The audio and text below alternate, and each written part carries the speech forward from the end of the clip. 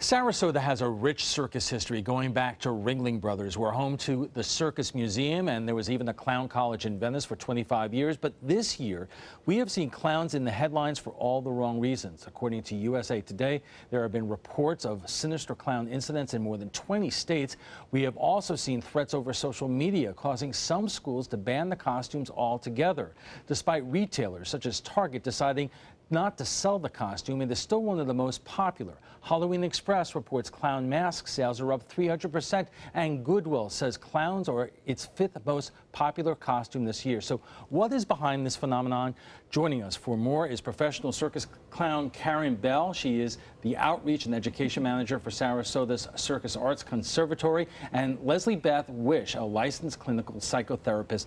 Thank you both for joining us today. And I also want to know, we did invite members from law enforcement and the school system to be on this broadcast, and they declined because they don't want to bring more attention to this issue than otherwise would be. But you see the headlines in USA Today and U.S. News and World Report. And Leslie Beth, you know, parents out there may be concerned. Well, let's save the clowns, okay? Because they're just one more form of helping kids deal with their fears. Think about fairy tales. There are wicked witches, there's Hansel and Gretel who had a terrible stepmother, there's Snow White who had the wicked witch who wanted to kill her. So these stories exist all the way back to before we even knew they were recorded, to help kids deal with their fears. When a clown comes that is friendly, the way Karen's face looks, they're not so scary, and they become good friends. Karen, let me ask you that. I mean, in terms of your makeup now, you look beautiful. Thank you. But it's not over the top. Right. And right. now, is that deliberate? Absolutely. When I worked for a circus that performed for 10,000 people, I had a much bigger makeup. But when working in close-up, you definitely want to have a lower makeup because otherwise it has a gross look about it. And there's also just the development of kids. Around 2 years old, when they start expanding their universe, they it's just genetically, they're afraid of things. Santa Claus, giant Easter bunnies. And it's for safety. It's just to keep them safe and close to mom when you are around strangers. Whereas, and so once they get through that, they're usually fine.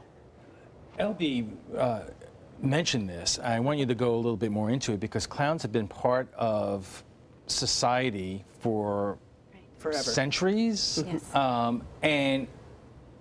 But there have been two parts of it. It has been the humorous, comforting clowns, but there have also been those tales and you know, the dark kind of stories. If you could describe that just a little bit. I don't like horror. I don't watch horror. I've never seen any of the movies that have scary clowns in it. That's just not my milieu. I like joy. I like laughter, and that's what I like to impart on people.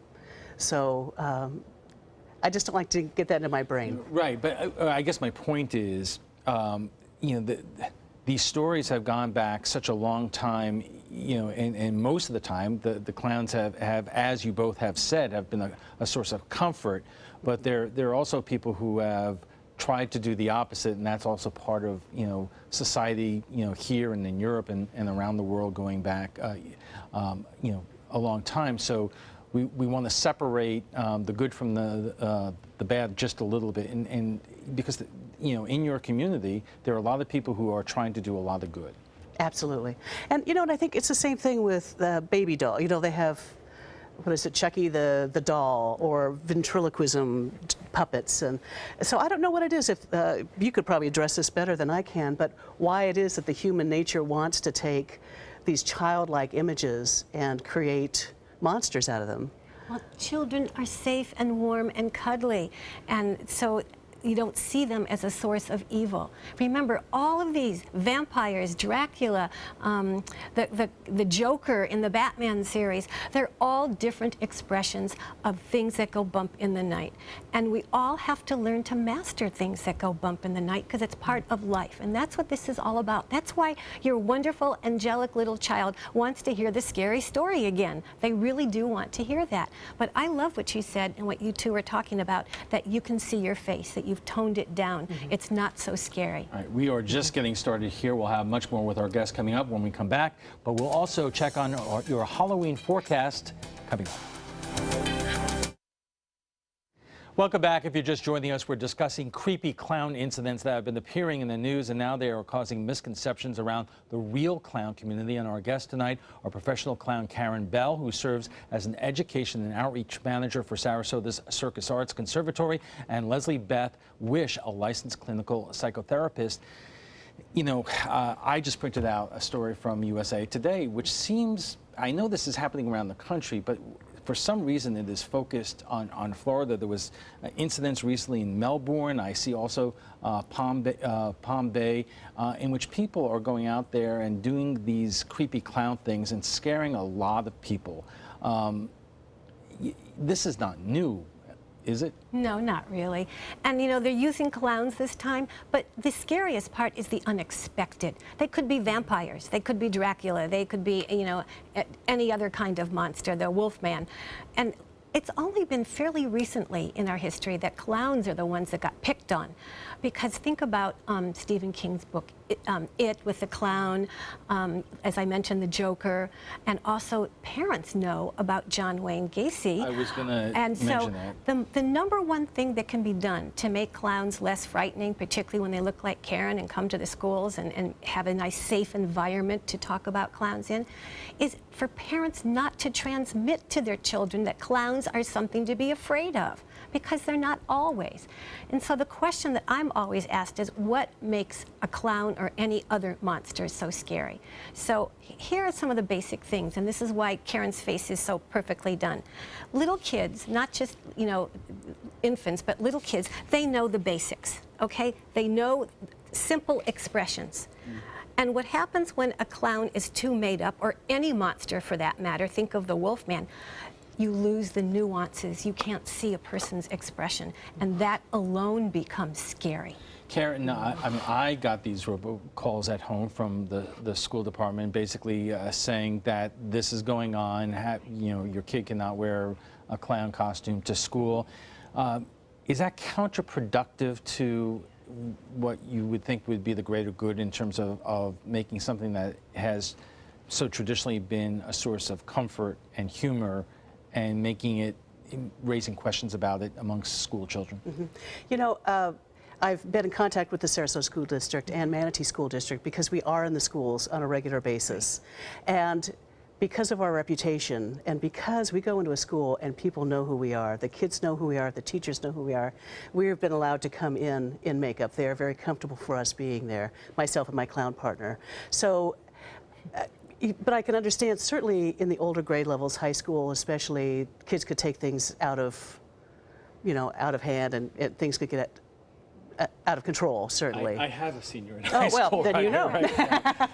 And the things that happen in the schools, and in terms of how information gets passed around and what is out there, that's part of the problem, isn't it? Definitely, and you know, the media loves stories. Anything, you know, bad news sells, scary stuff sells. So here's some suggestions. I mentioned already for parents not to talk about how scary clowns are and how they saw clowns as scary, but to make sure that when your child is dressed up in a costume, or when you take them to the circus, there are certain things that make any kind of monster, and most especially clowns, less scary. Because I'm often asked, what is so frightening? Well, I mentioned already that you miss the nuances of their face, but that's not the only thing. Think of a lion in the circus. They're far away from you usually, so they're not so scary. So distance has something to do with it. You can sit in the circus and watch the lions being tamed. They're not in your home. So remoteness is good. Now here's another lion. This is cuddly. So you were talking about baby faces and little kids. It's round like a child. So it is not scary at all because it's childlike. It only gets to be scary when it has reality to it, when it begins to look too real, when it looks representational. Right. So we teach our children, whether they're children, teenagers, or whatever, to be careful when they're out on the street, when they're, you know, out playing in the neighborhood, especially at night. And, you know, unfortunately, there are people out there who prey on these concerns, seeing what would otherwise be a friendly Yes. figure Yes. in a context that is not friendly, that in fact is threatening, and that's where the problem is. And as a clown that has worked with children for 30 years now, there's certain things you just know you could do that'll work. If I have a child standing next to you that's concerned, you know, kind of, I would shake your hand first. I would let them know that, you know, if you approve of me, then things are okay. I would never stare them down. I wouldn't look in their eyes. I would let them wait. Because a lot of it with younger kids especially is it's a fear of unknown with the clown. So if they've never experienced a clown, they don't know, are they going to squirt water in your face? Are they going to, you know, be loud? Are they going to be hurt the child in some way? Or are they going to be fun and joyful? So by allowing the child to step back and watch and experience it through their own eyes and through their own time frame, then it allows them to come to. Let me ask both of you this question. You both said that this issue has been going on for a while, but I have never really heard about it before this year. So the question is, what's going on now? You know, we work, Circus Arts Conservatory has a humor therapy program, and we work with seniors. I have never met anybody in their 70s and 80s that's afraid of a clown. Right. Never. So it really, I think, started with good old Stephen King's book. Yes, definitely. And in that era, like in the early 70s, there were some images of some photographers that were taking images like backstage that were kind of creepy. And I think that's really where it started. But then it just kind of became popular and has been snowballing. But truly, I don't see a lot of people being truly afraid of clowns. When we talk to middle school kids, they'll, you know, there's a clown, but it's more for the attention. But something's happening this year. Well, we have a lot going on in our world that is scary. You know, when times are tough, anxiety goes up. And don't forget, once again, these are the parents who grew up with Stephen King, knowing about John Wayne Gacy. And you also mentioned something important. What parents could do when they know that a clown or any other kind of costumed person is coming to the room, to their classroom, go ahead as a parent, ask, are you going to have a seltzer bottle? Are you going to hurt someone? Because the old style clowns, some of them did pranks and tricks and things. So clear it up so the parent feels relaxed. A relaxed parent creates a relaxed child.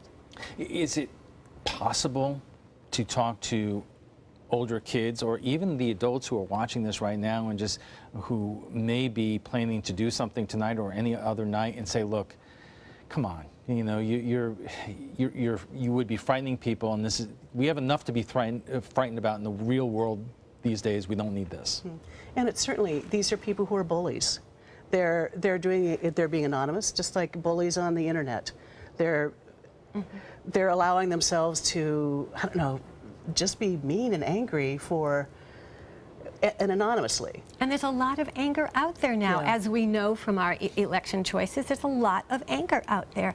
And there are people, even if it were peaceful in a wonderful country, there will always be scary people, bullies, abusers, and I think all those get tangled up with monsters, but most especially clowns. Karen, what has been the discussion in the clown community?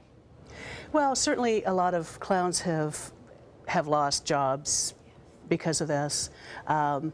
Mostly, though, it's just frustration that my livelihood, that my art, that I have spent 30 years working on and creating, and as a clown, I'm an artist, I'm a musician, I'm a dancer, I create my own material.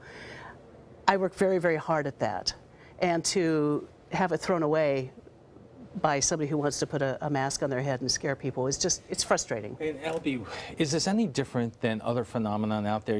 I don't know a lot about it, but there's that Slim Man thing out there. There was even around our area things about wild monkeys out there. Is it the same kind of thing? They capture your attention. You know, you don't watch the news for happy things. You get on the news for things. Well, you watch the show for happy things. I hope so. I hope so. No, it grabs your attention. And again, they're always going to be out there. And I like what you talked about before, when you talked about, when kids are lured to do things. So I remember when Dateline did that special on would your kid do this, and I remember the parents saying, oh no, I've told Junior not to do it. Right. And they go ahead and are allured by someone. There are things that parents can do more than just tell their kids. They can role play. All right. Thank you very much. We're going to wrap this up in a moment. We have to take a quick break, but when we return, we'll have final thoughts from our guests. Halloween is here. When it passes, will this creepy clown phenomenon go with it? Our guests join us now for final thoughts. Karen, I'm sure you're hoping that it passes. Absolutely. What are your thoughts? What do you think? I really think that it will pass, and like you said before, there's trends in everything, and I'm sure this is yet one of those very negative trends. And I would like not only this, but I'd like just to have a kinder world all around. Don't we all? Don't we? LB, same question. Is this likely to pass? And what do you think, whether it's children or parents or anybody out there watching this right now, what do you want them to keep in perspective? There are always things and people who go bump in the night. So I mentioned some of the things to look for when you talk to your child. Role play. Don't just tell your child, don't do this. And when you have information from the school that there's going to be a clown or a guest, ask this important question. Is this clown going to be able to show their face? Because even though this is the face of a little baby, it's creepy because it's too real without being real.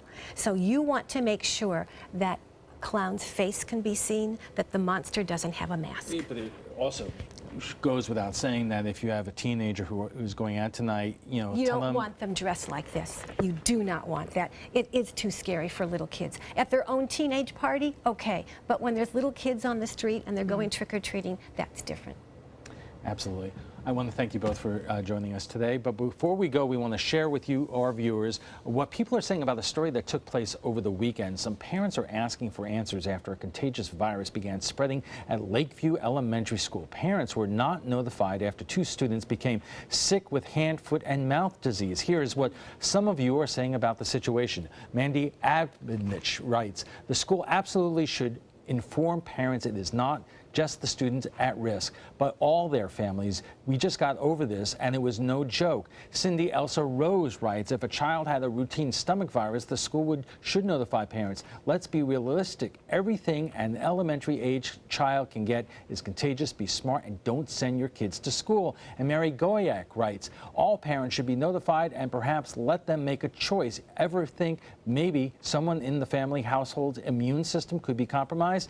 Well, if you'd like to join the conversation about tonight's topic, just visit our Facebook page at facebook.com/news@7. Want to watch our past roundtable discussions? They're available on Apple TV, Amazon Fire, and Roku. I want to thank both our guests for being here tonight. Karen Bell is a professional clown who serves as an outreach and education manager for Sarasota's Circus Arts Conservatory, and Leslie Beth Wish is a licensed clinical psychotherapist.